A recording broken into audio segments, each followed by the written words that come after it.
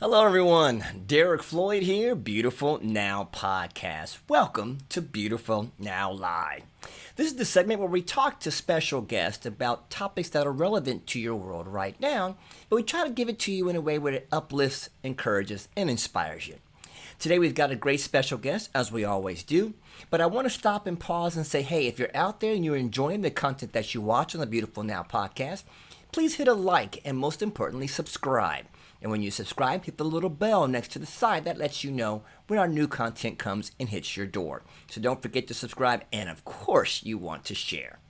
Now, we're going to go into a great task today because we've been looking at what's been happening with COVID-19. And there have been so many expos and music events that have been canceled, sporting events and so on.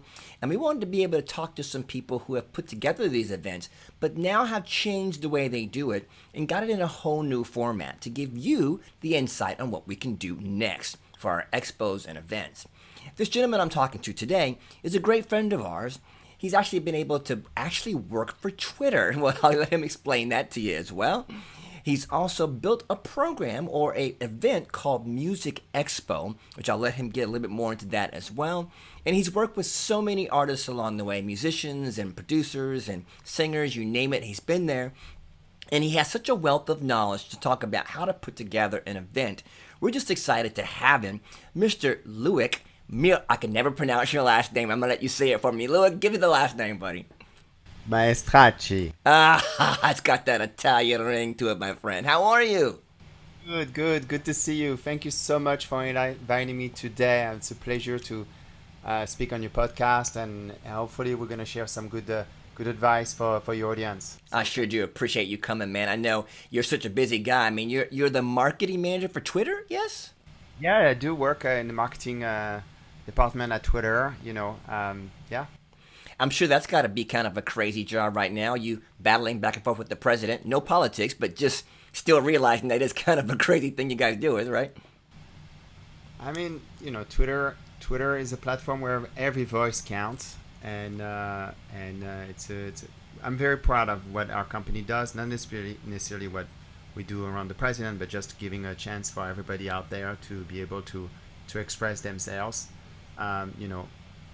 Things can start with just a small tweet and become a movement, and that's where I'm proud to work at Twitter, and I encourage everybody to use it to express their opinion and their voice. That's awesome. I mean, Twitter has become a complete vehicle of how we communicate. Just think about it. How long has Twitter been in existence, by the way? How long has it been around? It started in 2006. Really? 14 years. Yeah. Wow. It's been around that long, huh? No, not at all. So, wow. So, have you been with them for most of that time or no? Oh, I've been with them for almost 4 years now. Wow. Well, we look forward to the work that you do. Obviously, we have great insight that you're going to share with us, and we thank you for putting Twitter on the map the way you have. What we're going to talk about today, though, is actually how to manage like events and kind of concert style things in the COVID-19 era, because as we know, social distancing has hit us, and you can't put everybody together. You can't be snuggled up next to each other watching a seminar. You're going to have to do this in a way where you can still get those things to happen. But what's been a new way that you've put together working with your company, Music Expo? Give us a little bit about that. Well, we started in 2014, and we started in the Bay Area in San Francisco, and after the years, we expanded in Miami, Boston, Nashville. And this year we were supposed to go to Mexico City for the first time in July. Of course, with COVID-19, we had to cancel our events. And frankly, I don't know if we'll have a physical event until 2021. So we've been thinking about what to do instead, because what Music Expo is about is really to inspire music makers wherever they are. And we have the I would say the luck and the privilege of being connected to, you mentioned earlier, to hundreds of producers, artists, musicians, people either in music, in management, in music tech, and they all reach out and say, what should we do? If you do anything, let us know. And so we started about a couple of weeks ago to pivot and to do our event online. Wow, so you've taken your entire music expo event, which has been amazing, by the way. I've been to multiple ones. You guys got to go see one when they get back out there live. You've taken the entire event and moved it online. How has that been a process? Yeah, it's been an interesting process. So, in the first place, where we were looking at is, hey, what makes Music Expo special? And you've been to the event, and our events are known for basically, to be where the attendees can have up close and personal presentations with industry experts, demo the latest technology, but also engage with the community. And we look at three areas. We look at the creative aspect of making music, the technical aspect, and also we look at the music business aspect. Um, what we try to do is really to bring basically this element of let's learn, but also let's connect, this direct access between the attendees and the experts. And we have a lot of people that you and I know, Grammy award-winning producers and artists.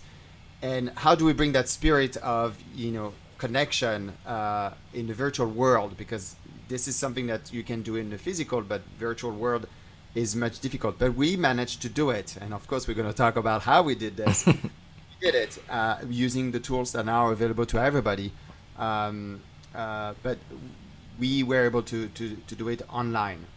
Well, before you even did the online process, what was the hardest part of putting an event like that together? Because you've got multiple working pieces to all come together at one time, right?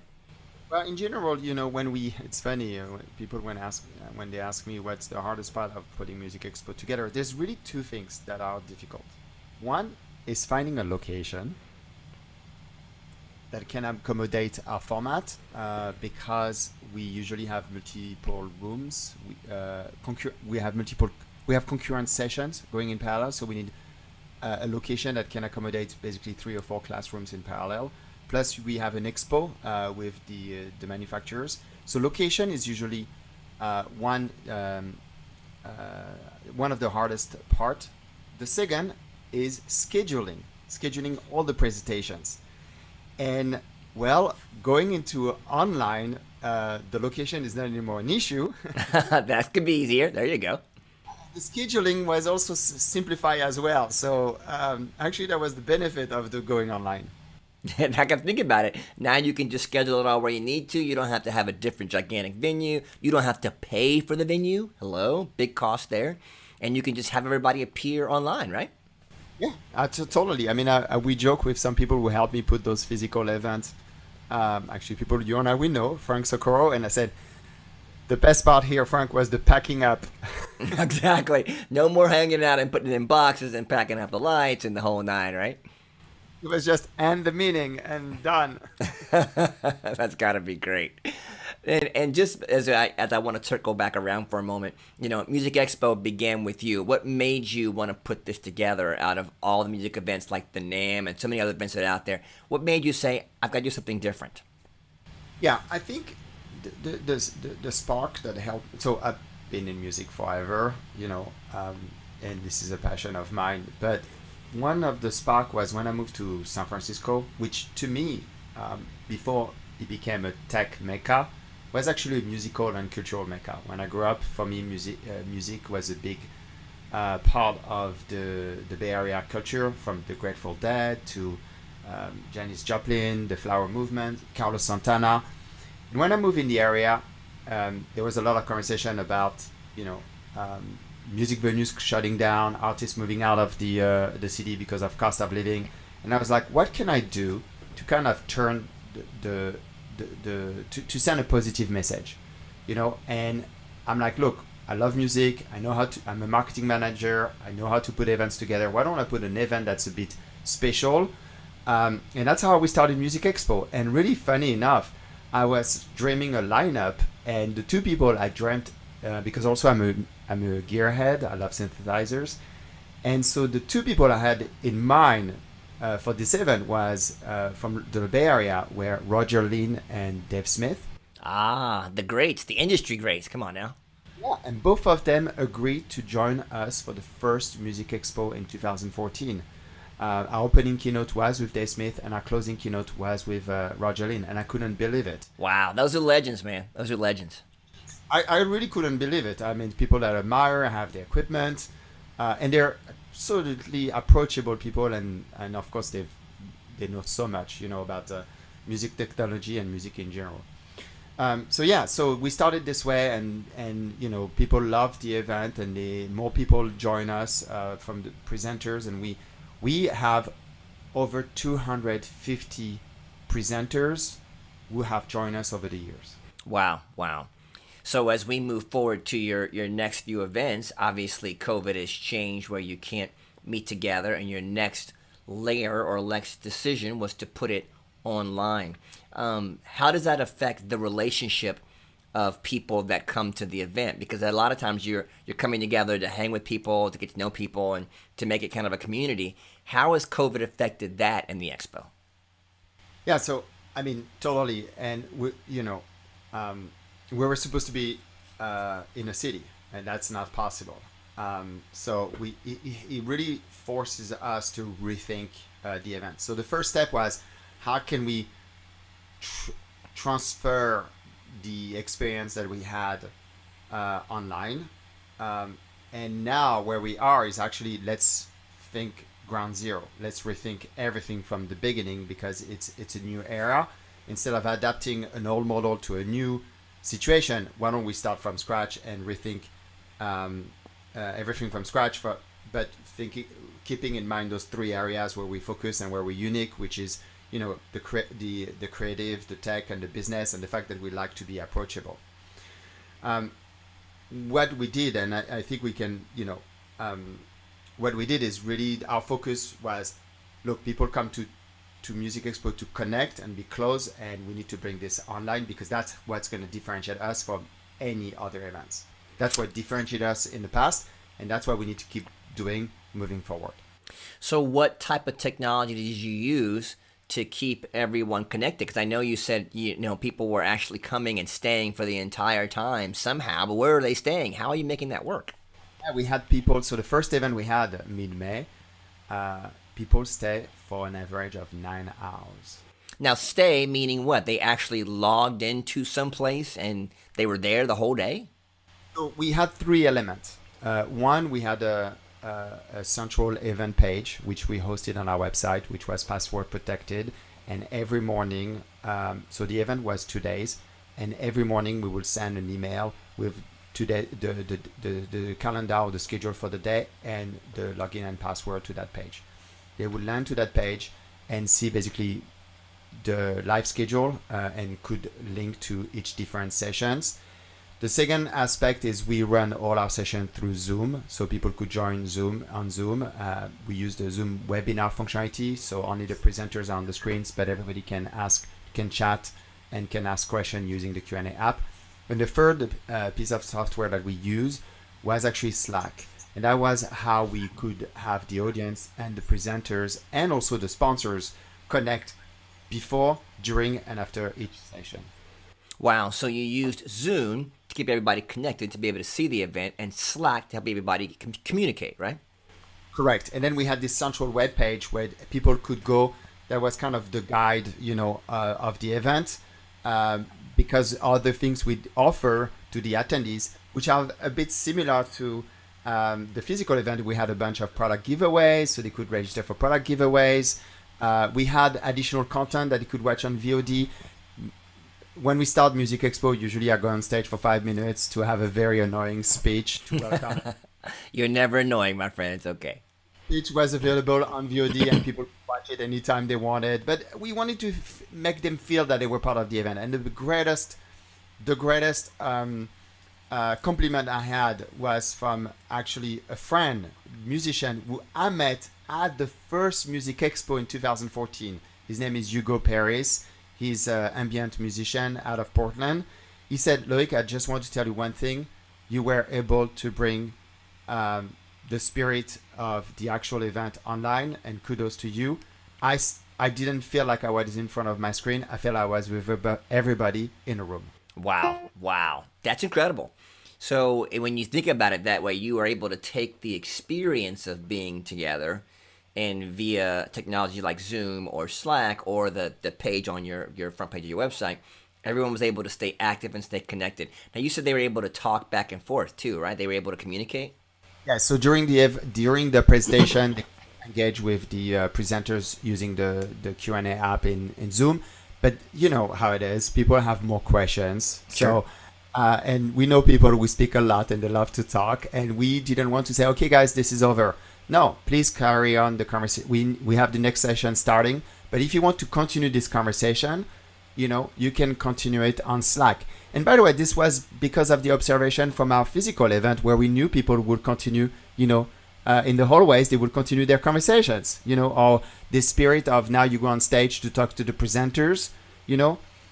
We wanted to keep that spirit, and that's what Slack was super helpful. And also, it's an opportunity for people to share, their social media accounts, their music. So there was also a lot of not one-way communication, but it was a two-way communication between the audience and the presenters. And you said you mentioned before that you actually had Zoom meeting rooms for the artists and presenters. Like they had their own separate room they could get ready with or something. How did that work out? What we did is we did that on Zoom, but also on Slack. We had so each session had a public channel, and so you could join. Anybody could join. But then we did privates, and we had like a customer. So we had a customer service channel where you could ask any question, like the same way you would go to an event. Hey, when is the next session? Like the help desk. I'm at the help desk. When is the next session, right? I sign up to get an IK Multimedia giveaway, as an example. What's your social again? Yeah. And then each session had its own public channel, and we invited all the presenters to those channels, and everybody, every attendee could join, and that's why they could ask questions before and after the event, because before and after the session, during the session, they would all switch to Zoom. And we had even private group, and one of them was the green room, where we invited only the presenters. And it was amazing because some of the presenters we know, Music Expo, they were like making jokes the same way they would do like in a real green rooms, like coffee is fresh, where's the creamer? Yeah, where's the snacks? Come on, where's the beer? Are you serving lunch? Next time you have to have virtual snacks. Now that would be pretty killer. Yeah. I think there's opportunity there. Maybe we should call out, services like Caviar or DoorDash to see if they can deliver Oh, something. now that would be amazing, bro. If you could pull that off, I'm in. There you go. Version. But yeah, we try really, again, we try to mirror, as I said earlier, what is special about Music Expo and what would be the online version of it. And the last one I want to bring up is how we use Zoom. Is we had an happy hour every day. We close with an happy hour, and the idea was, okay, now turn on your camera, turn on your mic. Everybody goes on the screen. We have this massive, tile window where everybody's there and everybody can look at each other. And that was amazing because now we had like dozens of attendees showing their home studio, sharing their pet, having a drink, and that was, what the closest we could do to like an actual happy hour with the attendees. That's awesome. Do you find that most people were pretty open to learning this way? They were open to being in an event this way? Yes, I think yes, especially when I think we're lucky when you talk about music technology, is a lot of the work is created on computers, and so using like screen sharing, you get into the environment, but so it was, and I think what set it separate from the fact that any other live stream that you see is the fact that there was always a prepared agenda and the presenters were well organized and you knew what to expect to learn, but also they were very approachable by answering questions directly, and you could feel like, oh, but hold on, Derek, you're showing me how to use this plugin, but really I know it, I know I have it, but I don't know how to use it, and ask very specific questions, and everybody was welcome to answer. We did also more interactive session, like we had a feedback session where I think 30 people submitted like a track, and we had two producers basically providing like 90-second feedback for each track, and that was an opportunity to really be like, oh my god, they're giving me professional feedback on my own track. Wow, that's incredible. So with that, knowing that the people were involved, knowing that the producers and the artists were involved, how about the companies? Did the reps respond well to being actually digitally there instead of being physically there? Did they help out and make that better for you? Totally, 100%. I think as we start shaping up, how it would look like and how different it would be from any other live streams, a lot of brands jump in. And, IK Multimedia, which we both know and love, Just a little small plug there. It's okay. We'll take it. the reason why they jump in is because those companies, they know that they believe in education and supporting the community. They also have very relevant tools for people working and creating from home. And so it was really a win-win partnership. He spoke to their brand values and the type of tools that they create and our audience. And I can tell you that the people were absolutely they responded very well. Our attendees were very appreciative and grateful for the support. So you just had an expo recently. How many did you have attend? You were saying that number. How many actually attended online, so to speak? We had 150 people. Wow. Attending the event, and every session averaged about 70 people, and that's when I said for 9 hours. That's exciting. That's exciting. That's over 37,000 minute watch. So how many would you have in a normal event that they were coming to the building? I think, if you look at the Miami event, which was in replacement, we usually have 350, 400 people. So it's less. Sure. But I would like to say that in Miami, the location we were, we didn't have a room that could accommodate more than 40 people. So if you're looking at total attendees, it was lower. And there's many reasons for that. It was a 2-day event. We charge a price for it. There's a lot of other events out there. But when you look at the number of people in the room, it was more than any event we had in Miami. So, and it's new too, guys. It's something that it hasn't been done a lot yet. So I consider as you do this more, as the next few events come into play, it'll be commonplace. I bet you'll get more signees, more attendees, because it'll be something almost the new normal, no? We think so too. I mean, this is, when you start something new, you don't know where, we had set some goals, and actually we meet our goals. We're like, hey, can we make X amount of money? Because the rate is why we did it is for 2 reasons. One, to pay our cost because we have running costs, but also we wanted to give a proceed to a COVID-19 relief that support musicians. That's great. Back to the community. But 2, how will it compare to another event? An event that we have had at the same time in terms of attendance. And I think we were able to, as I said, we had 70 people average to every sessions, and that's more than any session we'll have had in Miami because of the physical limitation of the space. So yeah, I want to add to that now we have a benchmark and we're going to compare to this, and the only way is up. Question for you. This was kind of off the record, but just as a thought, with so many other concerts and events happening going forward, do you think we could actually have like a concert online? It's almost like watching it on TV, but let's say a person came to a stadium or to an event to perform, but you can't fill the stadium. Like they're doing this for NASCAR right now. Like NASCAR is driving and they're having these races, but there's nobody in the stadium and people are able to watch them from home. Is that something you think we can do eventually with music concerts? Absolutely. I think there's technologies that are not widely spreaded, but are totally like binaural audio, immersive audio. That could be a great technology. You put a nice pair of headphones or just a pair of headphones, watch the concert online, but still have like movement, Yeah, that'd be killer, wouldn't it?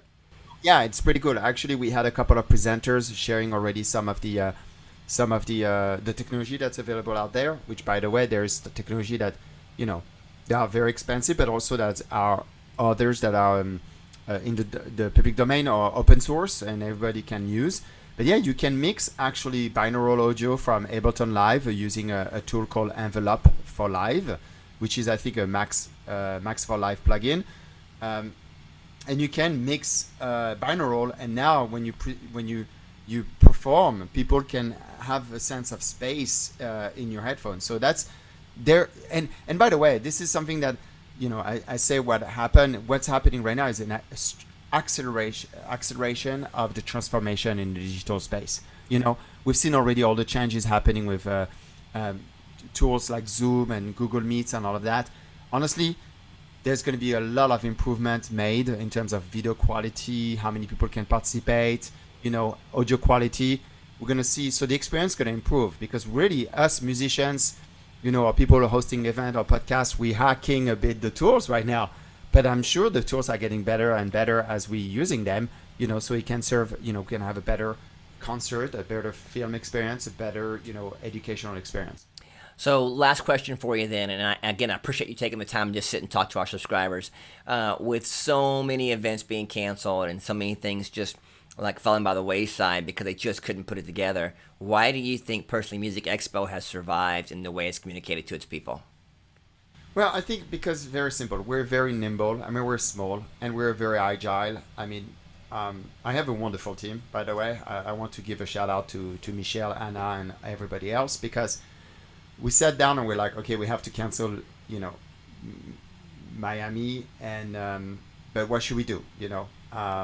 What should we do? And we kind of came up with some ideas, and everybody chimed in. I'm like, and really, we were, because we're so small and so nimble, we're like, everybody had an idea and we thought it was a good idea. We're like, let's try, like the Slack idea, we try.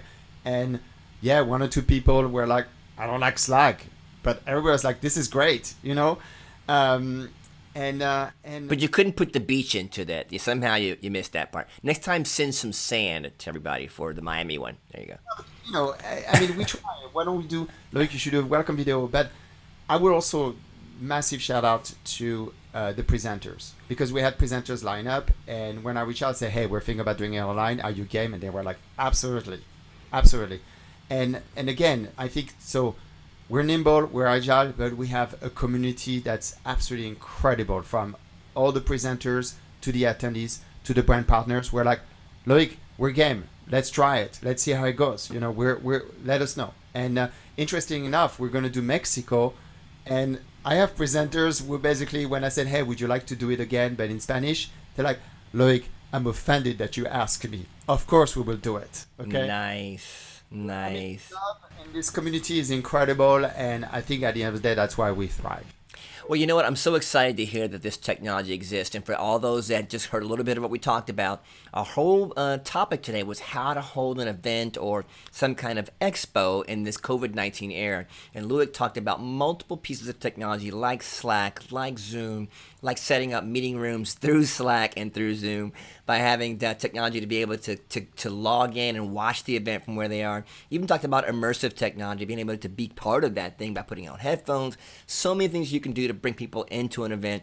You can take this live event and make it online. So, Loic, if they want to get a hold of you to talk about some of these great events, or if they want to talk about Music Expo, how do they get a hold of you?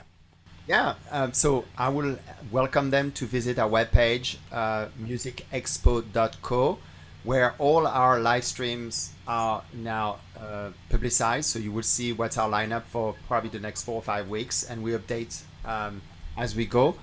And then you can contact you can contact me at Loic at musicexpo.co. So Loic is Loic at musicexpo.co, and we'd love to hear, from the community, or anyone wants to reach out and just ask what we're up to.